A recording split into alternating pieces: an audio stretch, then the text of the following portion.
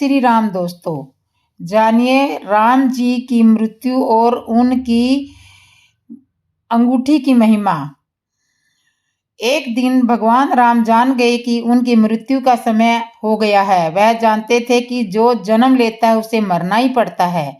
यम को मुझ तक आने दो, मेरे लिए बैकुंठ जाने का रास्ता आ गया है, उन्होंने कहा। लेकिन मृत्यु के देवता यम अयोध्या में घुसने से डरते थे, क्योंकि उनको राम के परम भक्त और उनके महल के मुख्य प्रहरी हनुमान जी से भय लगता था। हनुमान जी को अब वहां से हटाना जरूरी था। यम के प्रवेश के लिए हनुमान जी को हटाना जरूरी था। इसलिए राम जी ने अपनी अंगूठी को महल के फर्श के एक छेद में गिरा दिया और हनुमान जी से इसे खोज कर लाने के लिए कहा। राम ने समय का स्वरूप छोटा कर हनुमान ने अपना स्वरूप छोटा करते हुए बिल्कुल भंवरे जैसा आकार बना लिया और केवल उस अंगूठी को ढूंढने के लिए छेद में प्रवेश कर गए। वह छेद केवल छेद नहीं था, बल्कि एक सुरंग का रास्ता था जो सांपों के नगर नागलोक तक जाता था। हनुमान नागों के राजा वासुकी से मिले और अपने आने का कारण बताया। वासुकी हनुमान जी को नागलोक के मध्य में ले गए, जहां अंगूठियों का बहुत बड़ा पहाड़ जैसा ढेर लगा हुआ था। वहां आपको राम की अंगूठी आवश्यक ही मिल जाएगी, वासुकी ने कहा। हनुमान सोच में पड़ गए कि ये कैसे उसे ढूंढ पाएंगे, क्योंकि ये तो भूसे में सुई ढूंढने जैसा काम था। लेकिन सौभाग्य से जो पहली अंगूठी उन्होंने उठाई वो राम की ही अंगूठी थी। आश्चर्यजनक रूप से दूसरी भी अंगूठी जो उन्होंने उठाई वो भी राम की ही अंगूठी थी। वास्तव में वो सारी अंगूठी जो उस ढेर में थी सब एक जैसी ही थी। इसका क्या मतलब है, यह सोच में पड़ गए। राम की महिमा की अंगूठी। वासुकी मुस्कुराए और बोले, जिस संसार में हम रहते हैं वो सृष्टि व विनाश के चक्कर से गुजरती है। इस संसार के प्रत्येक सृष्टि चक्कर को एक कल्प कहा जाता है। हर कल्प के 4 युग या 4 भाग होते हैं। दूसरे भाग या त्रेता युग में राम अयोध्या में जन्म लेते हैं। एक वानर इस अंगूठी का पीछा करता है और पृथ्वी पर राम मृत्यु को प्राप्त होते हैं।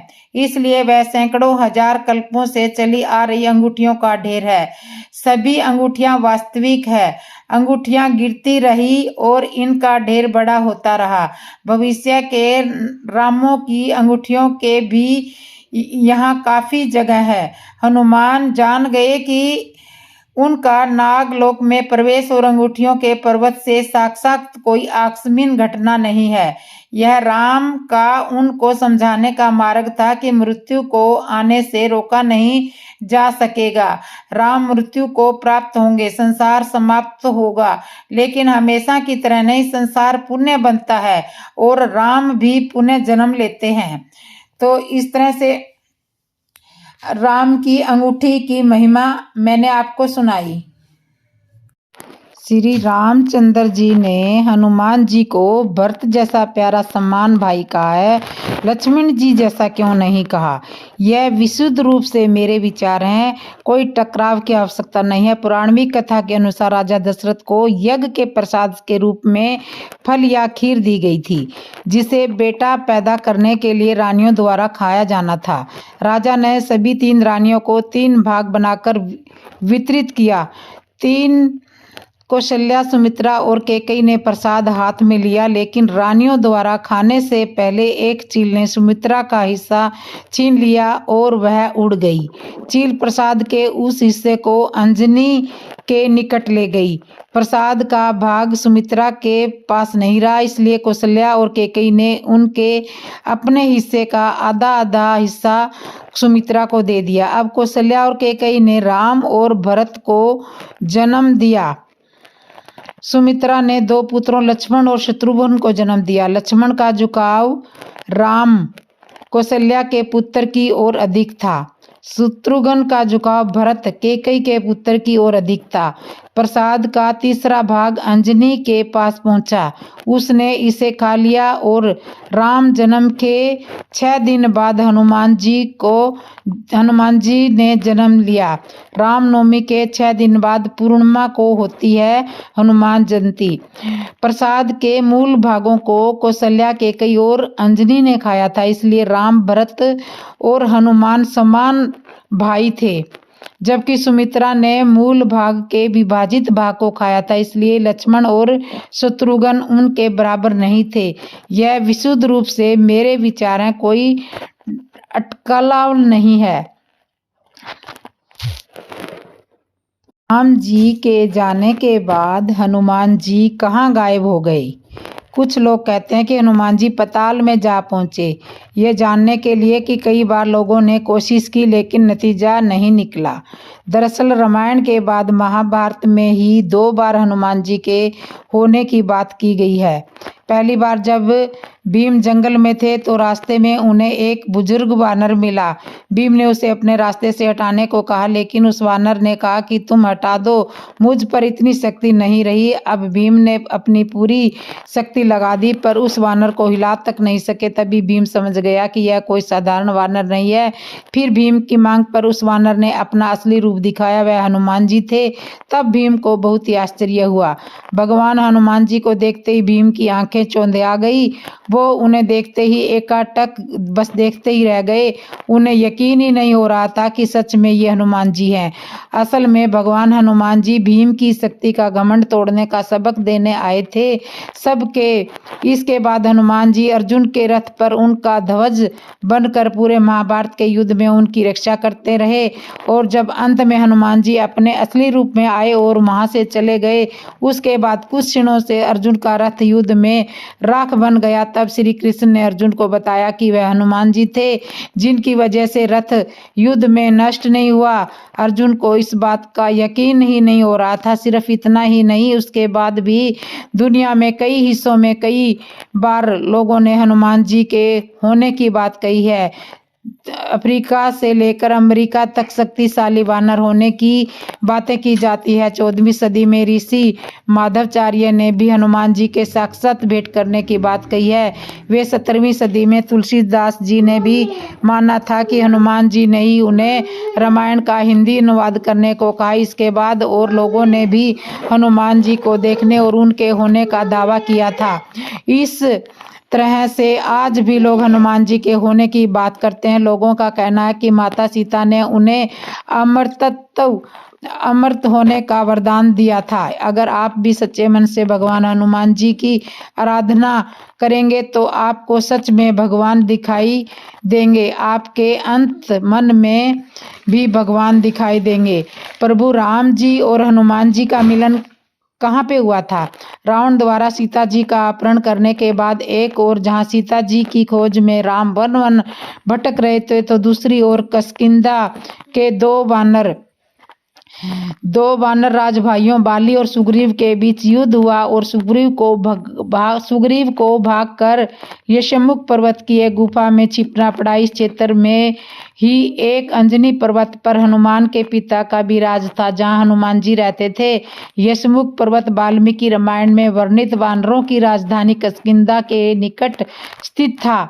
यहाँ की एक गुफा में सुग्रीव अपने मंत्रियों और विश्व सत्र वानरों के साथ रहा करता था। राम और लक्ष्मण सीता की खोज करते हुए इस पर्वत पर पहुंच गए। जब सुग्रीव ने राम और लक्ष्मण को देखा तो वह भयभीत हो गया।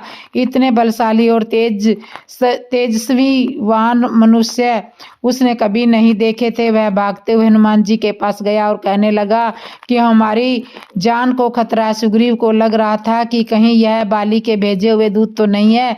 सुग्रीव ने हनुमान जी से कहा कि तुम ब्रह्मचारी का रूप धारण करके उनके समक्ष जाओ और उनके हृदय की बात को जानकर मुझे इशारे में बताओ। यदि वे सुग्रीव के भेजे हुए हैं तो मैं तुरंत ही यहाँ से कहीं और भागकर चला जाऊंगा।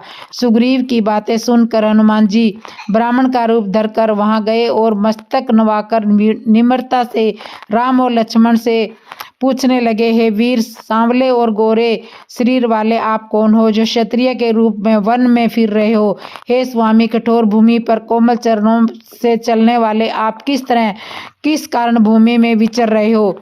हनुमान जी ने आगे कहा, मन को हरण करने वाले आपके सुंदर कोमल अंग है और आप वन की दुसह धूप और वायु को सह रहे हो। क्या आप ब्रह्मा, विष्णु, महेश इन 3 देवी देवताओं में से कोई हो या आप कोई नर और नारायण हो? श्री राम जी ने कहा, हम कौशल राज दशरथ जी के पुत्र हैं और पिता का वचन मानकर वन में आए हैं। हमारे राम नाम लक्ष्मण है, हम दोनों भाई। हमारे साथ सुंदर सुकुमारी स्त्री थी। यहाँ वन में राक्षस ने मेरी पत्नी जानकी को हर लिया। ब्राह्मण हम उसे खोजते हुए फिर रहे हैं। हमने तो अपना चरित्र कह सुनाया। अब हे ब्राह्मण, आप अपनी कथा कहिए, आप कौन है? तब हनुमान जी को अपना परिचय देते हुए वे अपने आने का कारण भी बताते हैं। यही पहली मुलाकात थी राम जी और हनुमान जी की। रामचंद्र जी ने हनुमान जी को भरत जैसा ही भाई समझा था। सीता की खोज में जाते समय राम ने हनुमान जी को पहचान के रूप में आभूषण दिए थे। राम की पत्नी सीता का रावण ने अपहरण कर लिया था, जिससे वह भक्त महिला को संत के वेश में धोखा दिया था। रावण ने सीता को अपने हवाई वाहन पुष्पक विमान पर जबरदस्ती खींच लिया और दक्षिण की ओर अपने राज्य में लेकर चला गया था। सीता को अशोक वाटिका में बंदी बनाया गया था, जो धरती पर अब तक के सबसे खूबसूरत उद्यानों में से एक है। रावण ने उसे धन के साथ स्नान करके उसका दिल जीतने की कोशिश करी, लेकिन एक पवित्र महिला जो वह थी सीता ने विलासिलता को स्वीकार करने से इनकार कर दिया और इसके बजाय अपने पति राक्षस राजा से मुक्त करने के लिए इंतजार किया। सुग्रीव की वानर सेना से मदद मांगने के बाद राम चाहते थे कि हनुमान सीता के स्थान का पता लगाए। हनुमान, जो अपनी खुद की ताकत से बेखबर थे, उन्हें जामवंत द्वारा उनकी वीरता की याद दिलाई गई। यह महसूस करने पर कि वह उड़ भी सकते, हनुमान जी एक विशाल छलांग आकाश में लगाई और लंका की दिशा में उड़ गए। रावण के राज्य में पहुंचने पर हनुमान जी ने सीता की खोज शुरू कर दी। अंत के घंटों तक दिव्य महिला की तलाश के बाद हनुमान जी ने उन्हें अशोक वाटिका में एक पेड़ के नीचे बैठे देखा। वह चुपचाप एक छोटे से बंदर में बदल गया और हनुमान राम के मिशन के बारे में सूचित करने के लिए उनके पास गया। अपनी पहचान साबित करने के लिए उन्होंने भगवान श्री राम की अंगूठी उन्हें सौंप दी। सीता, जिसकी खुशी कोई सीमा नहीं थी, हनुमान जी को आशीर्वाद दिया और उनको विश्वास था कि वह जल्दी ही रावण के चुगल से मुक्त हो जाएगी। वह आसानी से हनुमान जी के साथ लंका से निकल सकता था, लेकिन ऐसा उसने नहीं करने का फैसला किया था, क्योंकि उसे अपने पति की उस शक्ति पर भरोसा था जिसने उन राक्षसों का सर्वनाश कर दिया था, जिसने उनका अपहरण किया था और उसे अपमानित किया था। इसलिए वह चाहती थी कि उनका पति रावण का अंत करे। वह सम्मान से और गरिमा के साथ मुक्त होना चाहती थी। इसलिए वह लंका से भागने के बजाय राम के आगमन की प्रतीक्षा करना चाहती थी। वह एक धर्मनिष्ठ पत्नी थी और किसी भी पुरुष को उसे छूने तक नहीं देती थी। एकमात्र अपवाद तब था जब उसे जबरदस्ती रावण द्वारा घसीटा गया था। इसलिए उसने विनम्रता हनुमान जी विनती को स्वीकार करने से इनकार कर दिया और वह अपनी यात्रा पर वापस उसी स्थान पर जाए जहां राम ने वानर सेना के साथ शरण ली थी। हनुमान जी ने भगवान राम की खातिर पहचान के लिए टोकन के रूप में अपनी चूड़ी मणि सजावट बालों की क्लिप देने के बाद सीता जी के फैसले को सम्मान पूर्वक स्वीकार किया। भगवान राम द्वारा निर्मित राम सेतु किस पत्थर से निर्मित किया गया था? राम सेतु एक प्रसिद्ध पुल है जो भारतीय महाकाव्य रामायण के अनुसार भगवान द्वारा बनाया गया था। यह पुल भारत के दक्षिण तट पर स्थित है, जो रामेश्वर द्वीप से लंका तक फैला हुआ है। विभिन्न पौराणिक और ऐतिहासिक स्रोतों के अनुसार राम सेतु को भगवान राम द्वारा एक विशेष प्रकार के पत्थर से बनाया गया था जिसे अग्निकुंड शिला कहा जाता है। इस पत्थर के बारे में कहा जाता है कि यह पत्थर जल में डूबने की बजाय पानी में तैरता है। इसे बनाने के लिए भगवान राम ने अपनी सेना के साथ मिलकर इस पत्थर के बड़े टुकड़ों को समुद्र में फेंक दिया था और इस प्रक्रिया से राम सेतु बन गया था। प्रभु श्री राम और हनुमान जी का मिलन कहाँ हुआ था? भगवान श्री राम और हनुमान जी का संवाद बहुत ही सुंदर और ज्ञानवर्धक है। रामायण के काल में जब हनुमान जी ने 100 योजन समुद्र को लांघकर सीता जी को छलांग लगा लिया था तो हनुमान जी सीता जी माता को लेकर के श्री राम प्रभु के पास क्यों नहीं आ सकते थे? तो ये तो मैंने आपको बता ही दिया है। जिस खड़ाऊ की पूजा भरत जी करते थे, राम जी के आने के बाद खड़ाऊ का क्या हुआ? अगर वे वन जाते समय नंगे, क्या आप बता सकते हैं कि जब प्रभु श्री राम जी वनवास गए थे तो वे वल्कल वस्त्र पहने और नंगे पैर गए थे, फिर उन्होंने भरत को खड़ाऊ कैसे और क्यों दी? ये किस प्रकार का प्रश्न है। अगर वे वन जाते समय नंगे पैर थे, इसका अर्थ क्या ये निकलता है कि वे तीनों वन में 14 वर्ष तक नंगे पांव ही रहे थे? फिर कोई कहेगा कि सीता तो आभूषण के बगैर वन गई थी, फिर उन्होंने माता अनसुईया के दिव्य आभूषण और वस्त्र क्यों ग्रहण किए? कल को कोई कुछ पूछेगा कि वो क्या खाते थे, तो क्या पहनते थे, कब सोते थे, कब जागते थे? इस प्रकार के तर्क का कोई उत्तर नहीं होता। रामायण श्री राम के जीवन के संघर्षों का सार है, ना कि उनकी दैनिक दिनचर्या का विवरण है। भरत जी ने भगवान राम को वन से वापस अयोध्या लाने से क्यों मना कर दिया था? कभी कभी कोई प्रश्न का जवाब देने की इच्छा होती है। इस प्रश्न का भी मैंने इसलिए पूछा कि मेरे जो समझ में आता है कि मैं उत्तर दे रही हूँ। अगर अच्छा लगे तो अपवोट कीजिएगा। अयोध्या में सभी कुछ हंसी खुशी से चल रहा था। भगवान राम का प्रतीक्षण राज्याभिषेक होने वाला था। अचानक होने को कोई नहीं टाल सकता। माता कैकेयी ने राजा दशरथ से भारत का राज्याभिषेक और राम को 14 वर्ष का वनवास मांग लिया। भरत के राजा बनाए जाने से लोगों को इतना अफसोस नहीं था जितना राम जी को 14 वर्ष के वनवास जाने के लिए। पूरी अयोध्या बहदवास ही इधर उधर भागने लगी। पिता के आज्ञाकारी श्री रामचंद्र जी माता सीता व भैया लक्ष्मण के साथ वन में गए। राजा दशरथ इस आघात को सह नहीं कर सके और उन्होंने प्राणों को त्याग दिया। अब पूरे अयोध्यावासियों की निगाह नीति निपुण सरल महाज्ञानी भरत जी पर ही थी। सभी को भरत जी से बहुत आशा थी। भरत जी भी तुरंत राम जी को मनाने वन को प्रस्थान कर गए। वहां उन्होंने भगवान राम से अयोध्या वापस जाने का मामरिक निवेदन किया, परंतु भगवान राम ने उन्हें समझा बुझाकर वापस विदा कर दिया। अब तो भगवान राम अपना वनवास पूरा करके वह रावण का वध करके ही अयोध्या वापस आएंगे। भरत जी भगवान राम को वन से वापस अयोध्या लाने क्यों नहीं मना पाए? इस प्रश्न का कोई महत्व नहीं है। जो इस विषय में थोड़ा ज्ञान रखते हैं, ईश्वर किसी भी स्थिति में धर्म से नहीं विमुख हो सकते। इनकी कहानियों को यही इनकी कहानियों में यही बात देखने को मिलती है। कह सकते हैं कि धर्म ईश्वर का पर्याय है। विश्वामित्र के शब्दों में राम जिस क्षण जो कार्य करे वही सबसे ज्यादा शुभ मुहूर्त होता है। माता कैकेयी के अतिरिक्त सभी के मन में राम के रूप में बस श्री राम की छवि ही अंकित थी। कुछ दिनों के बाद माता कैकेयी ने श्री राम से अपनी तीनों मांगों के वचन निर्वस्त कर दिए। इसके बाद श्री राम अपने दिए वचन से टस से मस नहीं हुए। अपने प्रिय को कोई कष्ट में नहीं देख सकता, चाहे भगत के भाव भगवान के लिए करें या भगवान के भाव भगत के लिए।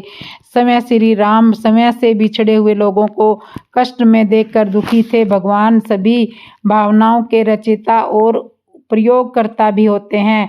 भावना में हुई एक चूक दृष्टि में उथल पुथल मचा सकती है। श्री राम को उनके अतिरिक्त और कोई नहीं रोक सकता था किसी भी काम के लिए। भगत के भाव से देखे तब इस वनवास कथा में भगवान का हित भी छुपा है। वनवास कथा तो मात्र कुछ भक्तों का भगवान से मिलने का रास्ता और कुछ दुष्टों का ऊपर का रास्ता काटने की नीति थी। भगवान राम ने संपूर्ण कथा में उनके हिस्से का सबसे सुखमय समय वही था जब तक वो वन में थे। जब तक वो राजा नहीं बने तब तक वो थोड़ा ज़्यादा रिलैक्स्ड पर्सनल थे। उनके बाद वही आदर्श व मर्यादा जिसमें कमी और अच्छाई निकालने वाली भोली भाली जनता होती है। तो राजा दशरथ की मृत्यु हुई थी तो उनका अंतिम संस्कार किसने किया था? क्योंकि उस समय श्री राम जी तो वनवास में थे। उनका अंतिम संस्कार किसने किया था? तो उनका अंतिम संस्कार किया था भरत जी ने। छत्तीसगढ़ के कण कण और रोम रोम में प्रभु श्री राम बसे हुए हैं क्योंकि वो श्री राम जी की ननिहाल है। वनवास के समय भगवान श्री राम ने 14 साल में 10 साल छत्तीसगढ़ में ही बिताए थे। यहाँ की धरती पर नंगे पैर चले। यहाँ की भूमि धन्य है जो भगवान राम की लीलाओं को अपने अंदर समेटे हुए हैं। श्री राम दंडकारण्य समेत अनेक जगहों पर दिन बिताए। यहाँ के ऋषि मुनियों से भेंट मुलाकात करने के साथ ही शिक्षा ग्रहण किए हैं। असुरों का संहार किया। प्रभु श्री राम के वनवास काल की यादें आज भी छत्तीसगढ़ के वनांचल क्षेत्रों में बिखरी हुई है। इन स्मृतियों को संजोने का काम किया जा रहा है। यह कहना अतिशयोक्ति नहीं होगी कि छत्तीसगढ़ की कण कण और रोम रोम में श्री राम जी बसे हुए हैं। आज प्रभु श्री राम के ननिहाल छत्तीसगढ़ में भी उत्सव और आनंद का माहौल है। साय की पहल पर इस ऐतिहासिक पल की यादों को संजोने के लिए पूरे छत्तीसगढ़ में 22 जनवरी को राम उत्सव का आयोजन किया गया था। रामलला की प्राण प्रतिष्ठा को लेकर छत्तीसगढ़ में जगह जगह आयोजन हो रहे थे। मंदिरों की साफ सफाई, मानस गान सहित मंदिरों में भंडारे चल रहे थे। मुख्यमंत्री छत्तीसगढ़ के लोगों से 22 जनवरी को दीपोत्सव का आयोजन की अपील की थी। छत्तीसगढ़ में माता सबरी की नगरी शिवरी नारायण और माता कौशल्या की नगरी चंदखुरी में भव्य रामोत्सव का आयोजन किया जा रहा है। पूरे विश्व परिसरों की आकर्षण सजावट की गई थी। इस मौके पर दीपोत्सव का आयोजन भी किया जा रहा था। प्राण प्रतिष्ठा समारोह को लेकर छत्तीसगढ़ के हर घर में अपार उत्सव और उमंग का माहौल था। लोग सब स्फूर्त ढंग से अपने घरों की सजावट कर रहे थे। त्रेता युग में छत्तीसगढ़ था दक्षिण कोसल प्रदेश। प्रभु श्री राम का छत्तीसगढ़ से गहरा नाता रहा है। ऐसी मान्यता है कि त्रेता युग में छत्तीसगढ़ को दक्षिण कोसल के नाम से जाना जाता था। इसी आधार पर श्री राम को कौशलाधीश कहा जाता है। दक्षिण कोसल को ही श्री राम का ननिहाल कहा जाता है। प्रभु श्री राम ने वनवास काल का अधिक समय ही यहीं पर बिताया था। इसकी समृद्धि चिन्ह भी अनेक स्थानों पर मौजूद है। यह भी मान्यता है कि बलौदा बाजार के तुरतुरिया स्थित वाल्मीकि आश्रम में माता सीता ने लव और कुश को जन्म दिया था। श्री राम के पुत्र कुश की राजधानी श्रावस्ती होने के परिणाम विभिन्न ग्रंथों में मिलते हैं। सिहावा क्षेत्र को सप्तऋषियों की तपोभूमि कहा जाता है। जनश्रुतियों के अनुसार सिहावा के प्राचीन मंदिर कर्णेश्वर मंदिर का संबंध त्रेता युग से बताया जाता है। छत्तीसगढ़ में प्रभु श्री राम को मानते हैं भांजा। पूरे देश में छत्तीसगढ़ ही ऐसा राज्य है जहाँ के लोग अपने भांजे के पैर छूकर प्रणाम करते हैं।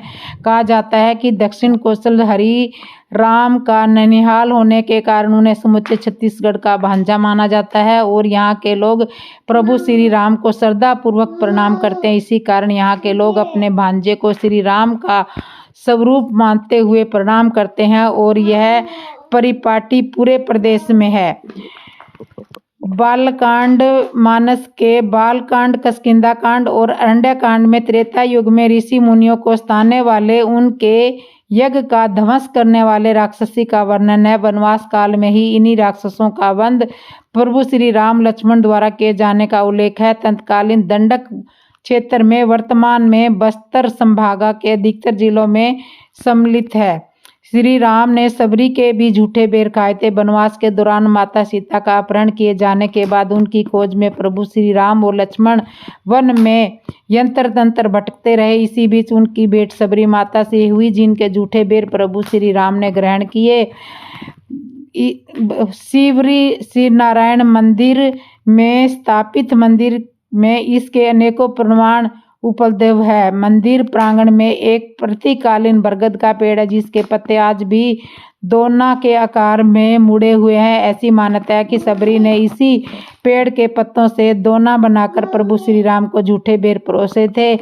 यही समीप के गांव खरोद में लक्ष्मण मंदिर है, जहां राम ने अनुज लक्ष्मण ने शक्ति बाण के दुष्प्रभाव से मुक्त होने पर स्थित प्राचीन शिवलिंग पर चावल के 1 लाख साबुत दाने चढ़ाए थे। इसके बाद वे मेघनाथ द्वारा चलाए गए शक्ति बाण के प्रभाव से पूरी तरह मुक्त हो गए थे। प्रभु श्री राम से छत्तीसगढ़ के प्रमुख स्थान माता कौशल्या की नगरी, चंद्रखुरी, चंपारण जिला, रायपुर, ये काफ़ी सारी वहाँ की चीज़ें हैं। छत्तीसगढ़ की राम के ननिहाल की। मेघनाथ को केवल लक्ष्मण ही क्यों मार सकते थे, राम क्यों नहीं मार सकते थे? मेघनाथ लंकापति रावण का सबसे बड़ा पुत्र और युवराज था। माना जाता है कि रावण बहुत बड़ा विद्वान था। रावण अपने से भी कहीं ज़्यादा गुणवान, पराक्रमी और विद्वान अपने बड़े पुत्र मेघनाथ को बनाना चाहता था। धर्म ग्रंथों के अनुसार अपने पुत्र को सबसे ज़्यादा शक्तिशाली और अजर अमर बनाने की कामना को लेकर त्रिलोक विजेता रावण ने उसके जन्म के समय सभी देवताओं को एक स्थान पर अर्थात 11वें घर में मौजूद रखने के लिए कहा था, लेकिन भगवान शनिदेव ने रावण की आज्ञा का पालन नहीं किया और 12वें घर में जाकर बैठ गए, जिससे मेघनाथ अजर अमर न हो सके। एक बार ऋषि अगस्त्य ने भगवान राम के दरबार में कहा कि रावण के पुत्र मेघनाथ को समय राम भी नहीं मार सकते, उन्हें तो केवल लक्ष्मण ही मार सकते थे। जानिए वो कैसे कि ऋषि अगस्त्य ने ऐसा क्यों कहा, मेघनाथ को केवल लक्ष्मण ही क्यों मार सकते थे? मेघनाथ बहुत ही प्रबल और शक्तिशाली योद्धा था। उसके जन्म उपरांत ही सृष्टि के संपूर्ण मेघों ने रोते हुए एक समान नाद किया था। उसके बाद उसका नामकरण मेघनाथ हुआ। उसके बाद नागपाश रूपी ऐसा शस्त्र था जिससे वह सबका उसके पास नागपाश रूपी ऐसा शस्त्र था जिससे वह अदृश्य होकर राम लखन सहित पूर्ण सेना पर बादलों के पीछे छुपकर वार कर सकता था। वह भली भांति जानता था कि संसार में किसी भी साधारण मनुष्य के हाथों उसका वध नहीं हो सकता।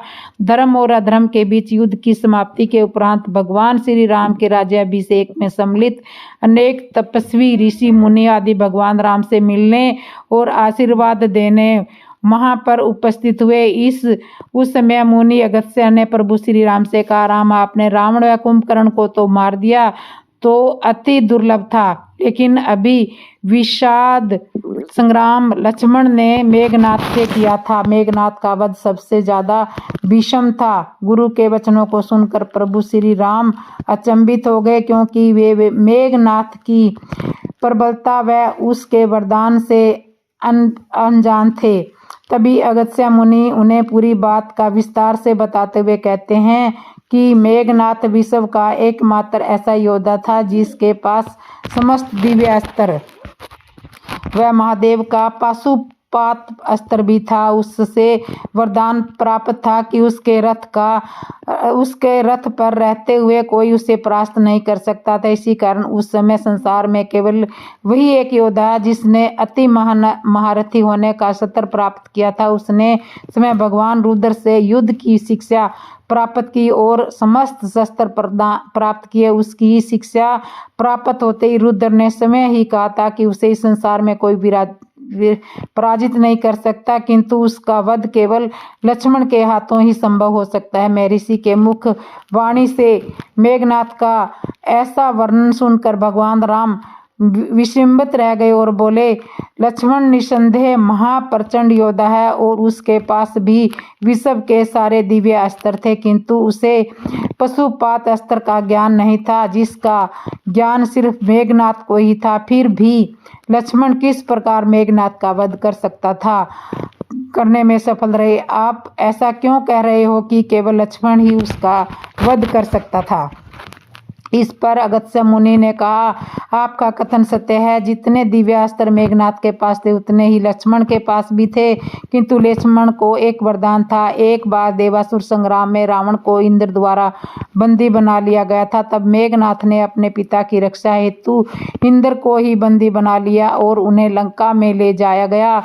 इसलिए मेघनाद को इंद्रजीत के नाम से भी जाना जाता है। जब इंद्र को मुक्त कराने के लिए ब्रह्मा जी उनके द्वार पर पधारे तो ब्रह्मा जी ने उनसे एक वरदान रूपी उपेक्षा पूर्ण करने को कहा और अपने प्राणों की रक्षा व अमर रहने हेतु उनसे यह वरदान मांगा कि मुझे वही मार सकेगा जिसने 14 साल तक न तो भोजन किया हो और न वो किसी स्त्री का मुंह देखा हो और न ही उसने निंद्रा का आहार ग्रहण किया हो, अर्थात 14 साल तक न सोया हो। उसके वरदान की मांग को पूर्ण कर ब्रह्मा जी ने इंद्र को मेघनाद की कैद से मुक्ति प्रदान की। श्री राम बोले, मैं वनवास काल में 14 वर्ष तक नियमित रूप से लक्ष्मण के हिस्से का फल फूल देता रहा। उसने कहा कि मैं सीता के साथ एक कुटी में रहता था, बगल की कुटी में लक्ष्मण रहते थे, फिर सीता का मुख कभी क्यों नहीं देखा और 14 वर्ष तक सोए नहीं, ऐसा कैसे संभव हो सकता है? अगस्त्य मुनि सारी बात समझकर मुस्कुराए। प्रभु से कुछ छिपा नहीं है। भला प्रभु श्री राम को तो सब कुछ पता था। दरअसल सभी लोग सिर्फ राम के नाम का गुणगान करते थे, लेकिन भगवान राम चाहते थे कि लक्ष्मण के तप और वीरता की चर्चा भी अयोध्या के घर घर में हो। अगस्त्य मुनि ने श्री राम से कहा कि क्यों न लक्ष्मण जी को बुलाकर ही उनसे पूछ लिया जाए, उसे सच सच कहिएगा, पूछ लिया जाए। लक्ष्मण जी आए और राम जी ने कहा कि आपसे जो कुछ पूछा जाए उसे सच सच कहिएगा। प्रभु ने पूछा, हम तीनों 14 वर्ष तक साथ रहते थे, फिर तुमने सीता जी का मुख कैसे नहीं देखा? फल दिए गए फिर भी अनहारी कैसे रहे और 14 साल तक सोए नहीं, ये कैसे हो सकता है? तब लक्ष्मण जी ने बताया, भैया जब हम भाभी को खोजते हुए यशमुख पर्वत पर गए तो सुग्रीव ने हमें उनके आभूषण दिखाकर पहचानने के लिए कहा था। आपको याद है, मैं उनके पैरों के आभूषण के अलावा उनका कोई भी आभूषण नहीं पहचान पाया था, क्योंकि मैंने कभी उनके चरणों के ऊपर देखा ही नहीं था। 14 वर्ष तक नहीं सोने के बारे में लक्ष्मण ने कहा कि अगर आप और माता कुटिया में सोते थे, मैं रात भर बार धनुष पर बाण चढ़ाए पहरेदारी में खड़ा रहता था। निंद्रा देवी ने मेरी आंखों पर पहरा करने की कोशिश की तो मैंने निंद्रा देवी को अपने बाणों से बेध दिया था। निंद्रा देवी ने हार कर स्वीकार किया था कि वह 14 वर्ष तक मुझे स्पर्श नहीं करेगी, लेकिन जब श्री राम का अयोध्या में राज्याभिषेक होगा और मैं उनके पीछे सेवक की तरह छत्र लिए खड़ा रहूंगा, तब निंद्रा देवी मुझे घेरेगी। आपको याद है कि राज्याभिषेक के समय मेरे हाथ से छत्र गिर गया था। लक्ष्मण जी ने आगे बताया कि जब मैं जो फल फूल लाता था आप उसके 3 भाग करते थे।